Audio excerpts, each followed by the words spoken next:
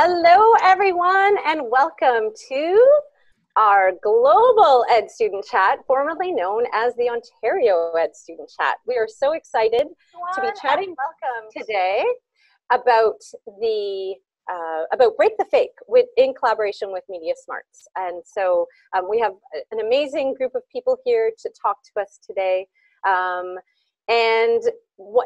Just so you know, the Global Ed Student Chat is a student-led Twitter chat that connects K-12 students around the world to discuss topics and questions related to character education, social justice, and citizenship.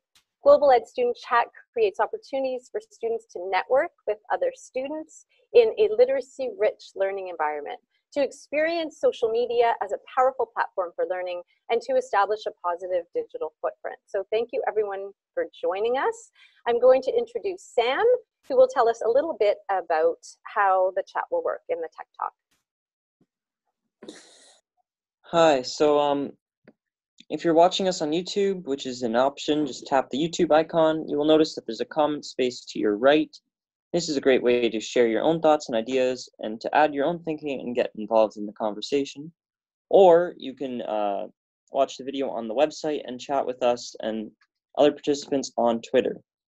To do that, you follow us on hashtag #GlobalEdSSChat.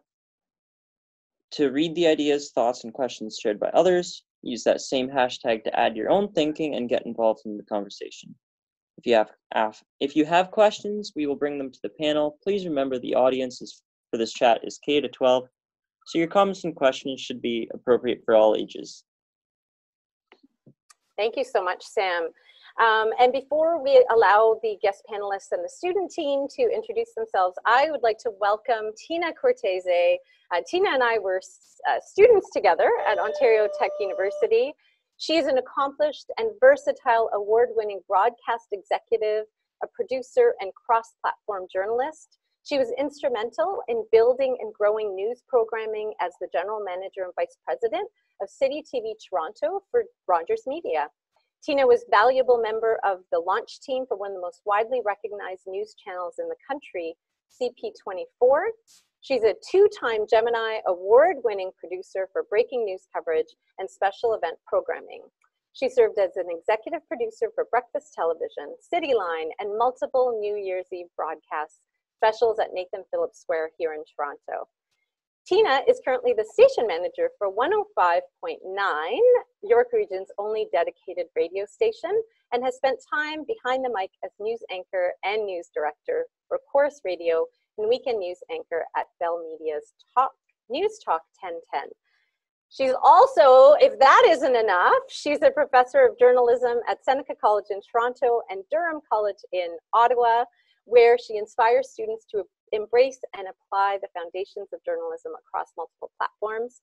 Along with her depth of industry teaching experience, Tina has a degree in radio and television arts from Ryerson Television, a certificate in public relations, an MA in education from the same university as me. So thank you so much, Tina, for taking the time to be with us. And I would just invite the rest of our panelists, why don't we start with our student team to say hello and introduce yourselves. Hi, my name is Darcy. I'm in grade 9. I attend GDCI, which is in the AMDSB school board, and this is my second year with the chat. We're so excited to have you here. Gobi? Hi, I'm Gobi from Ottawa, and I go to Bell High School, and this is my second year on the chat.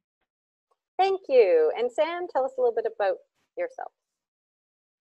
Hi, I'm Sam. I've been with this chat since the beginning, so 3 years. I currently go to high school, grade 9 at LDSS in Listowel. And yeah, you're awesome. I see someone who's there's a ringing of the bell, so we think that you're getting them in. And Michael, you have to introduce yourself. Get in there. Hi, Michael Drezik. I am a tech integrator at Lakeshore CSD here in Angola, New York. New to joining the team for Global Ed Student Chat, and excited to help moderate and amplify all of these amazing student voices around the globe. So thank you for welcoming me on. And we're so excited to have you. We also have special guests, our students from South Carleton High School. tell us a little bit about yourselves, Aria and Sarah. Thank you so much for coming. So hi everyone, I'm Aria. I'm in grade 11 at South Carleton High School, which is in the OCDSB School Board in Ottawa. And I'm Sarah, I'm also in grade 11. We're so happy that you're here. Thank you for joining us. And then we do have guests from Texas with their teacher, Miss Poncillo. We have Wyatt and Brady. Once we get them in, we're going to get started with our Tweet and Talk. Tina, did you want to add anything to your introduction before we move on? No, I just wanted to say thank you to you, Jennifer, for including me in this conversation. I look forward to it for sure. Darcy, can you tell us the norms for how we're going to speak together, please? Share those. Sure. So the norms are there'll be 20 minutes to discuss one or more questions. Please be mindful that this chat is open to K-12 students. Active participation from classes who are watching, and all comments made during the chat should be positive and productive. Everyone is entitled to their own opinion. You may not agree with something someone has said, but we ask that when challenging an idea, that you respectfully disagree with the idea and not the individual person.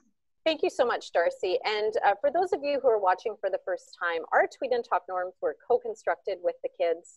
We have never had an issue as a result, and I think it's just so wonderful that we can have a conversation and respect those norms. So thank you for sharing them, Darcy, and thank you everyone for your contributions for today. All right, so I would ask Gobi that you start us off with the first question, please.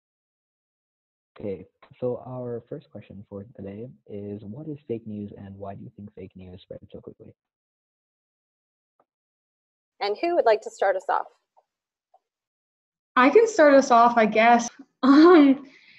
Fake news are stories that are spread that are false and purely written with incorrect facts or written in a way to make their readers think something that's not true. I think fake news spreads really quickly because it's more exciting than real news. And people, even in the back of their minds, even if they don't believe it, they find it more exciting and they get a rush, so then they choose to believe it. Oh, interesting. Yeah, I'd like to add to that. I think I find that fascinating that part of the definition of fake news is that it's more interesting than real news. And as a journalist, I'm a little bit concerned about that. I think it's certainly used to influence and push a certain agenda for sure, and it causes confusion, I think, and I think that's part of its appeal is that it does make you wonder and question, and I think it's interesting that you say it's exciting.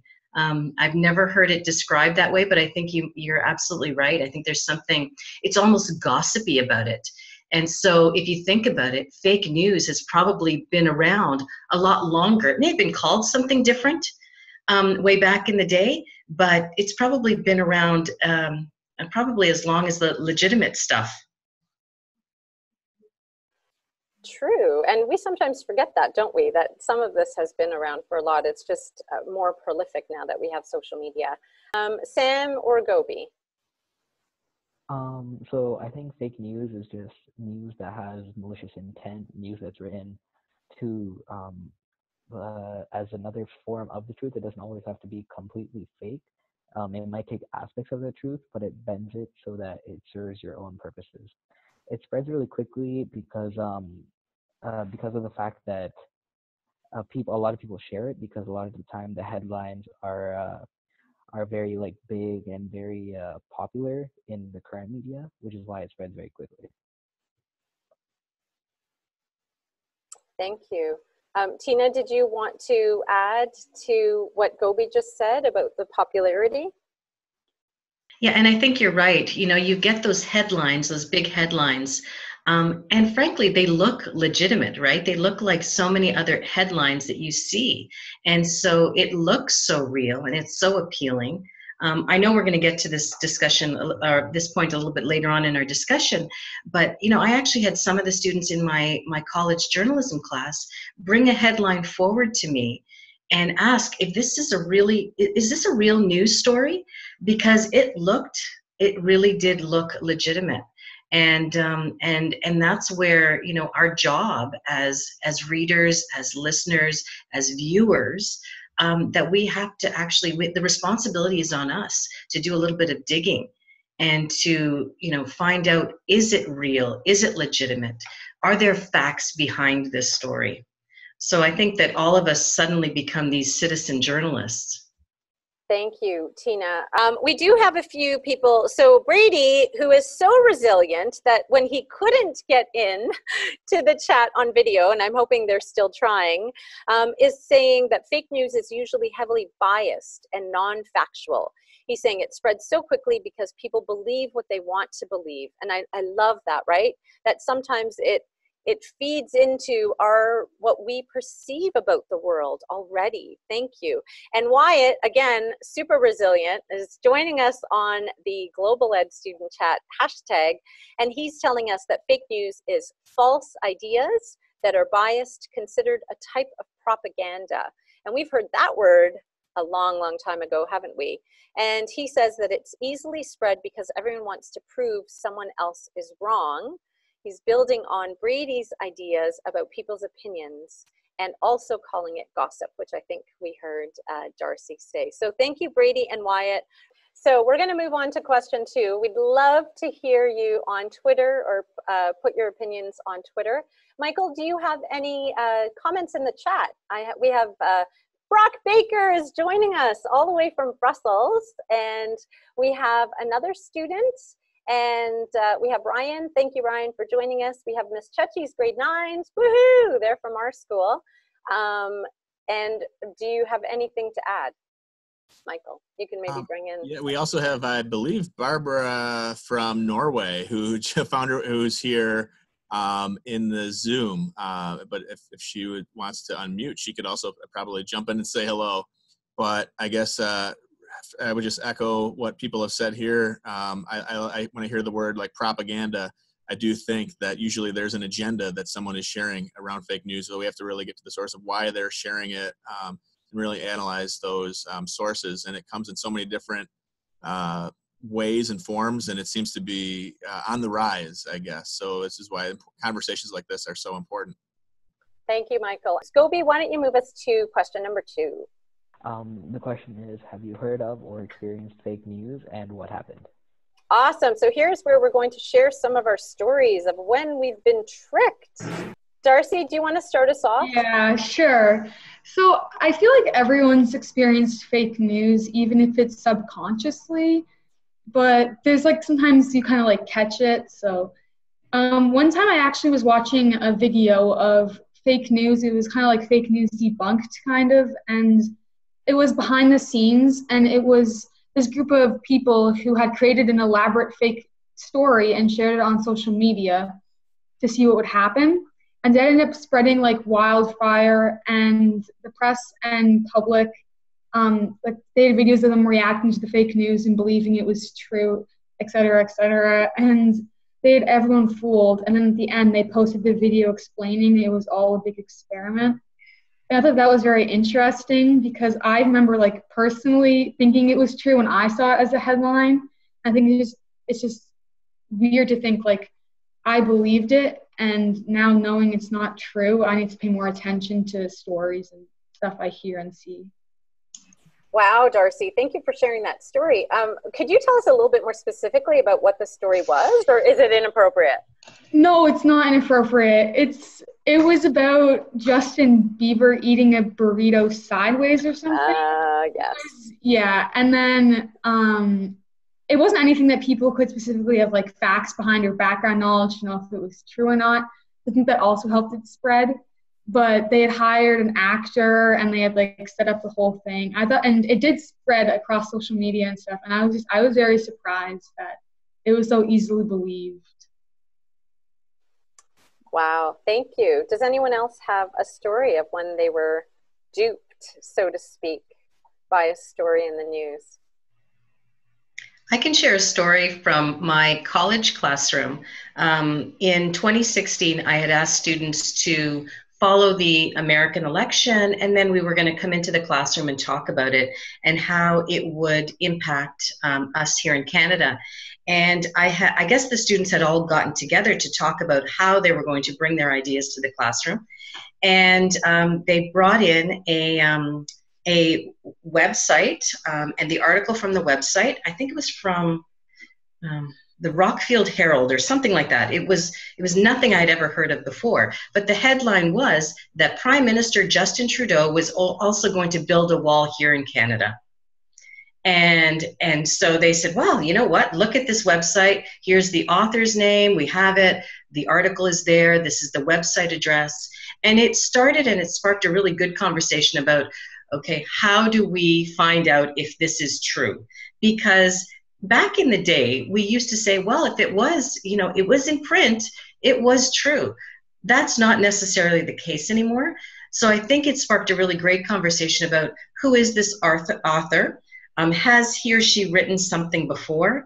What is this website or this newspaper? Does it truly exist? And you dig deep, and that's where we were able to find out that this was a great attention-grabbing headline, but definitely not true. The Prime Minister was not building a wall here in Canada. Well, I am very glad to know that. Thank you. Gobi, go ahead. So I definitely have experienced fake news. I have a similar experience to Darcy, actually, with that burrito thing. I did see that as well. And it happened to me when I was younger. I was doing research for a project about Justin Trudeau, actually. And there was so much misinformation about what he was going to do and what he had done when he was younger that I was just lost. And I was younger, so I didn't really know what I was doing. So with source check, I had to talk to my teacher. It was just a big situation. Thank you. Sam, have you ever been duped? I don't really read much news in general, so it's really hard for me to read fake news. So no, not that I know of, because I don't read news. Oh, well, that's a whole other topic in and of itself, my friend. But Yeah. There you go. Do we have anyone from YouTube or Twitter who want to share? So Miss Chechi's class, do you want to bring that in, Michael? Miss Chechi's class, sometimes we read that a celebrity has died, but they haven't. Then it's a way for them to gain popularity. We've definitely seen instances of that. I remember even back when I was in school, it spread that Eminem had died. And immediately, this was before social media was really big, maybe back in the MySpace era. But I remember then going out, I couldn't believe it. I was duped in a way. So definitely, and the fact that you can edit within Wikipedia, someone can go in and edit the death date of somebody when maybe they really haven't. And then somebody comes in and fact checks that. I know for me personally, I know we shared the image out on Twitter of recently with the climate action and the summit in New York City and through the UN. And I know Greta Thunberg had organized, rally, and someone shared a picture of the park, all of these people protesting for climate action, and look at the mess that they have made. How dare they? And that was really just created to get more people to go against their message, because what they did when they looked back into that picture was that they found that it was from an event years prior in London, England, that had absolutely nothing to do with the current rallies. So, trying to check the authenticity of a photo, and now with Google reverse image search, we can run an image into that search and maybe see where it's come from in history. We really just can't believe everything we see, but it's going to keep on coming at us. So. Absolutely. Thank you. And I'm going to tweet out and put in the chat that the link to that tweet you're talking about, Michael, because you're right. It really is about an agenda, isn't it? And I think that's exactly what Wyatt said on Twitter. He indicated that usually it's about making one person look bad and another look good. And that's exactly what is happening in that example that you shared. Do we have our friends from Ottawa back? No, we don't. Very sad about that. But I remember when we were talking about this as a planning meeting, the girl who was tweeting from her fridge, do Do you guys remember that story we were talking about? Was it, Gobi, was it you that shared that? Do you want to jump in with that story? It wasn't me that shared it. But do you remember we were having that conversation? So it was supposedly this girl whose phone was taken away from her, and so was tweeting from her fridge, and that went viral. And as it turned out, it actually wasn't from her fridge at all. So sounds like we may have all been duped on that one as well. So, all right. Anything to add, friends, before we move on to the third question, because we are running a little bit late. So Gobi, why don't you just take us to the third question? So our third question for today is, what can you do to prevent the spreading of fake news? I can start. So what you can do is, first of all, check the author and check the link. A lot of the time, the link itself can give away based on what kind of URL it is or like what the name is. And the author as well, if they have a name on there, you can generally check if it's a reputed journalist or just like a random person. And check multiple sources, because sometimes sources can be biased. So you want to make sure that you're getting the same information from both sides.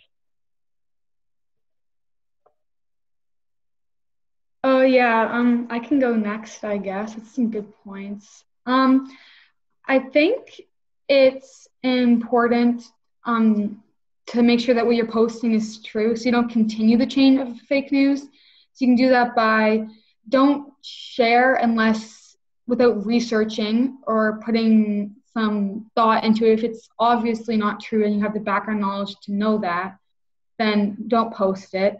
Don't like or comment without researching, and don't give it any unneeded attention if it's fake news. Thank you, Darcy. We have Wyatt and Brady who are just participating in the Twitter chat, and I think the same for Sarah and Aria, unfortunately.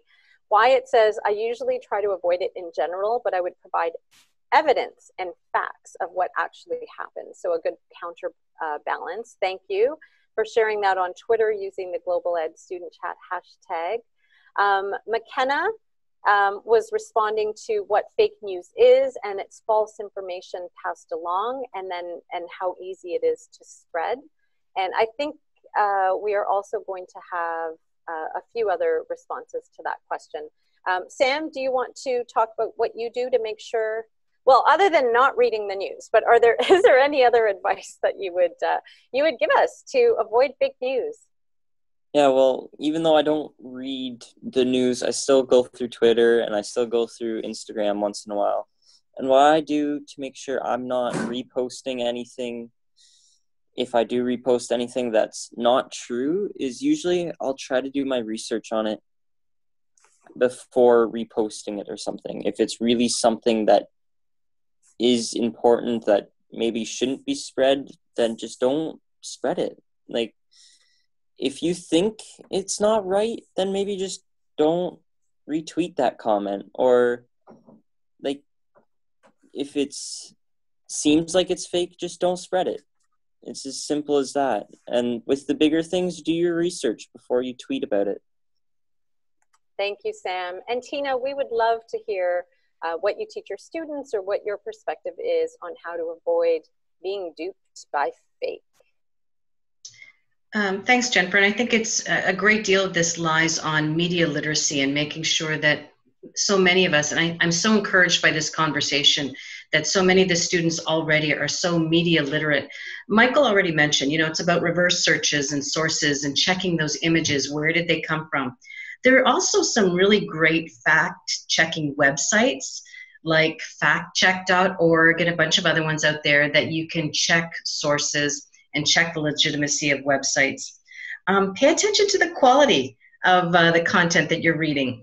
Is it riddled with spelling errors or typos or grammatical errors? Those are red flags that suggest that, this has not been through an editor and it's not legitimate. Check the sources, check the citations, maybe check the publisher's credibility as well if you have a chance, and check the author, as I mentioned before. Go back to that author, find out what else they've written, if anything at all. And we have a lot of great resources at our disposal, so use them. Thank you so much. That's such great advice. We also have Miranda from Twitter who's adding, you can try to find the primary source of that information or article, which is great advice. And using reliable sources and fact checking, which is what you said. So interesting that so many of us buy Amazon products based on reviews, and I am going to share using the hashtag Global Ed Student Chat as well as Media Lit Week, 2 different sites that you can use to check whether those Amazon reviews are fake, because unfortunately, there are lots and lots and lots of reviews on Amazon that just want you to buy their product, so they're fake as well. So I will share those resources in the link. So Ms. Chechi's class, JS, thank you for sharing. Look for evidence before you post. Brady is saying to avoid fake news, search different perspectives on the story, and thank you for bringing that in, Brady, because that is so important. It goes back to that bias piece, right? That we perceive the world in a certain way, and we need to interrupt that sometimes. So thank you. NR and Ms. Chechi's class is saying, if you think something doesn't sound right, do your research before you spread. So always be skeptical. I love that advice. Try mentioning references and give credits to the original source whenever you post or share anything. Thank you so much, GOT, for giving us that information, because that's really, really important too. Know your facts, Leo, appreciate you saying that. And Media Smarts showed up as well. And so thank you so much for talking to us or being here to be part of the conversation. And with that, I know we've gone over time. So Michael, let's wrap it up. Absolutely. Yeah. Thank you so much. I think one of the things that we can take away from this conversation is that we all play a role. We can all do our part. And I want to thank everyone for joining, whether it was on the hashtag Global Ed Student Chat on Twitter, whether it was on the YouTube chat. Apologies to our friends Wyatt and Brady and Ms. Poncio in Texas with the technical difficulties in getting into the Zoom. We'll make it up to you in some way. Please keep this conversation going. The Twitter slow chat goes throughout the rest of the month. We'd love to hear many voices on this topic. Be sure to include the hashtag Global Ed Student Chat so that we can continue this interaction. And also hashtag Media Lit Week by Media Smarts, who is also doing a lot of work around Break the Fake this week, but not just for Media Literacy Week, but always. Give a follow to at Global Ed Student Chat on Twitter. You can visit us on the website at globaledstudentchat.com. And do note that for student, we do have it abbreviated to SS. And keep an eye out for details on next month's chat. We'll be having this posted on the website. We'd love to have you join us. And thanks again for joining, and we will see you online. Bye, everyone. Thank you so much. And thanks, Tina, so much for joining us as well.